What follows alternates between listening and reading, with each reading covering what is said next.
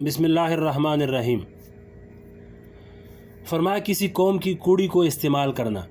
فقہائے کرام نے یہی سوال ایک اور حدیث پر بھی اٹھایا ہے۔ وہ حدیث شریف یہ ہے کہ ایک مرتبہ حضور اقدس صلی اللہ علیہ وسلم کہیں تشریف لے جا رہے تھے۔ آپ صلی اللہ علیہ وسلم کو پیشاب کرنے کی حاجت ہوئی۔ ایک جگہ پر کسی قوم کی کوڑی تھی جہاں کوڑا کرکٹ ہوتا ہے، جہاں لوگ اپنا کچرا ڈالتے ہیں۔ اس کوڑی کرکٹ پر آپ نے پیشاب کیا۔ حدیث کے الفاظ یہ ہیں کہ یعنی کسی قوم کے کوڑا ڈالنے کی جگہ پر آپ پہنچے۔ اب فقہا نے اس پر سوال اٹھایا ہے کہ وہ کوڑا ڈالنے کی جگہ کسی قوم کی ملکیت تھی تو آپ نے اس کو ان کی اجازت کے بغیر کیسے استعمال فرما لیا؟ پھر خود ہی فقہا نے اس کا جواب بھی دیا کہ دراصل وہ عام استعمال کی جگہ تھی اور اسی مقصد کے لیے وہ جگہ چوڑی گئی تھی، لہذا کسی شخص کی ملکیت میں کوئی خلل ڈالنے کا سوال پیدا نہیں ہوتا۔ اس سے آپ اندازہ لگائیں کہ شریعت میں کسی دوسرے شخص کی چیز کو استعمال کرنے کے بارے میں کتنی حساسیت پائی جاتی ہے۔ مثلا ہم دوسرے شخص کے گھر مہمان بن کر گئے، اب اگر اس کے گھر کی کوئی چیز آپ کو استعمال کرنی ہے تو استعمال کرنے سے پہلے ذرا یہ سوچو کہ میرے لیے اس کا استعمال جائز ہے یا نہیں، اور یہ سوچو کہ میرے استعمال کرنے سے میزبان خوش ہوگا یا اس کے دل میں تنگی پیدا ہوگی۔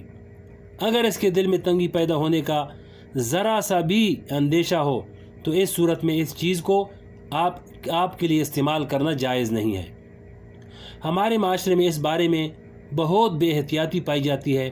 چنانچہ ہوتا یہ ہے کہ دوست کے گھر میں چلے گئے اور سوچا کہ یہ تو ہمارا بے تکلف دوست ہے، اب دوستی اور بے تکلفی کی مد میں اس کو لوٹنا شروع کر دیا اور اس کی چیزوں کو استعمال کرنا شروع کر دیا۔ یہ جائز نہیں ہے، کیونکہ حضور پاک صلی اللہ علیہ وسلم نے صاف صاف فرما دیا کہ مذاق میں بھی دوسرے کی چیز اٹھا کر استعمال کرنا جائز نہیں، تو پھر سنجیدگی میں کیسے جائز ہو سکتا ہے؟ لہذا ہمیں اس بات کا جائزہ لینا چاہیے کہ ہم بے تکلفی کی آڑ میں کہاں کہاں حضور پاک صلی اللہ علیہ وسلم کے اس حکم کی خلاف ورزی کر رہے ہیں۔ میرے والد ماجد مفتی محمد شفیع صاحب رحمۃ اللہ علیہ کا ساری عمر یہی معمول ہم نے دیکھا کہ جب کبھی آپ کسی کام سے اپنی اولاد کے کمرے میں، اپنے بیٹوں کے کمرے میں داخل ہونے کا ارادہ فرماتے تو داخل ہونے سے پہلے اجازت لیتے، حالانکہ وہ کمرہ ہماری ملکیت نہیں ہوتا تھا، انہی کی ملکیت ہوتا تھا۔ اس کے باوجود پہلے اجازت لیتے کہ اندر آ جائیں، اور اگر کبھی حضرت والد صاحب کو وہ چیز استعمال کرنے کی ضرورت پیش آتی جو ہمارے استعمال میں ہے تو ہمیشہ پہلے پوچھ لیتے کہ یہ تمہاری چیز میں استعمال کر لوں۔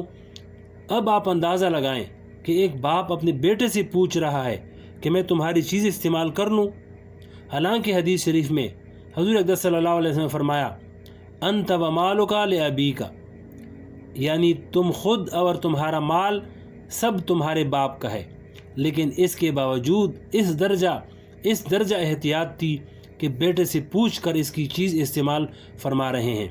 تو جب اپنی اولاد کی چیز استعمال کرنے میں یہ احتیاط ہونی چاہیے تو جن کے ساتھ یہ رشتہ نہیں ہے ان کی چیزوں کو ان کی اجازت کے بغیر استعمال کرنا کتنی سنگین بات ہے۔ یہ تمام چیزیں ہم نے اپنے دین سے خارج کر دی ہیں۔ بس آج کل تو عبادات کا اور نماز و روزے کا نام دین سمجھ لیا ہے، اور اس سے آگے جو معاملات ہیں ان کو ہم نے دین سے خارج کر دیا ہے۔ مثلا کسی دوسرے کے گھر میں اطلاع کے بغیر کھانے کے وقت پہنچ جانا دین کے خلاف ہے۔ جیسے آج کل ہوتا ہے کہ پیر صاحب اپنے مریدوں کا لشکر لے کر کسی مرید پر حملہ آور ہو گئے، اور پیر صاحب کے ذہن میں یہ ہے کہ یہ تو ہمارا مرید ہے، لہذا ان کو تو ہر حال میں ہماری خاطر و تواضع کرنی ہی کرنی ہے۔ یہ میں آپ کو آنکھوں دیکھا واقعہ بتا رہا ہوں۔ اب وہ مرید بیچارہ پریشان کہ عین وقت پر میں کیا انتظام کروں، اتنی بڑی فوج آ گئی ہے، اس کے لیے کہاں سے تواضع کا انتظام کروں؟ اب دیکھیے، نمازی بھی ہو رہی ہیں، تہجد، اشراق، چاشت، ذکر و اذکار سب عبادات ہو رہی ہیں، اور پیر صاحب بنے ہوئی ہیں لیکن بغیر اطلاع کے مرید کے گھر پہنچ گئے۔ یاد رکھیے یہ اس حدیث کے اندر داخل ہے جس میں حضور پاک صلی اللہ علیہ وسلم نے فرمایا لا یحل مال امرنی مسلم الا بطیب نفس منہ، لیکن پیر صاحب کو اس کی کوئی پرواہ نہیں کہ اس سے مرید کو تکلیف ہو رہی ہے یا پریشانی ہو رہی ہے، یا اس کا مال اس کی خوش دلی کے بغیر حاصل کیا جا رہا ہے۔ آج ہمارے معاشرے میں یہ باتیں پھیل گئی ہیں اور اس کو دین کا حصہ ہی نہیں سمجھتے۔ اللہ تعالی ہم سب کو دین کی صحیح فہم عطا فرمائے اور ہر چیز کو اس کے مقام پر رکھنے کا ذوق عطا فرمائے کہ جس چیز کا جو مقام ہے اسی کے مطابق اس پر عمل ہو۔ اسی طرح آج کل چندے کا مسئلہ ہے۔ یہ چندہ خواہ کسی بھی نیک مقصد کے لیے ہو، چاہے مدرسے کے لیے ہو، چاہے مسجد کے لیے ہو، یا جہاد کے لیے ہو، یا تبلیغ کے لیے ہو، لیکن اگر چندہ کرتے وقت کسی موقع پر ذرا سا بھی دباؤ کا عنصر آ جائے گا تو وہ چندہ حرام ہو جائے گا۔ حضرت مولانا اشرف علی تھانوی رحمۃ اللہ علیہ کا اس موضوع پر مستقل رسالہ ہے جس میں انہوں نے فرمایا ہے کہ آج کل جو چندے کا طریقہ ہے کہ بڑی شخصیات اپنی شخصیت کا دباؤ ڈال کر چندہ وصول کرتے ہیں، کیونکہ اگر مدرسے کے کسی معمولی سفیر کو چندے کے لیے بھیجا جائے گا تو چندہ کم وصول ہوگا، لہذا کسی بڑے اور صاحب حیثیت کو چندہ کے لیے بھیجا جائے۔ اس کا نتیجہ یہ ہوتا ہے کہ جس کے پاس وہ صاحب حیثیت چندہ کے لیے پہنچے گا تو وہ یہ سوچے گا کہ اتنا بڑا آدمی میرے پاس آیا ہے تو اب تھوڑے پیسے کیا دوں، چنانچہ وہ زیادہ پیسے دے گا۔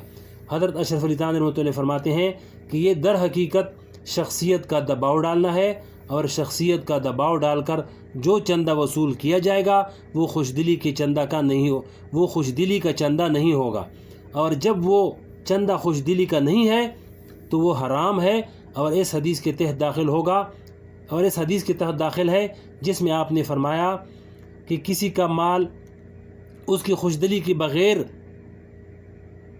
استعمال کرنا حلال نہیں ہے۔ آگے تھوڑی تفصیل ہے کہ عام مجمع میں چندہ کرنا، اس کو اگلے ویڈیو میں سنائیں گے۔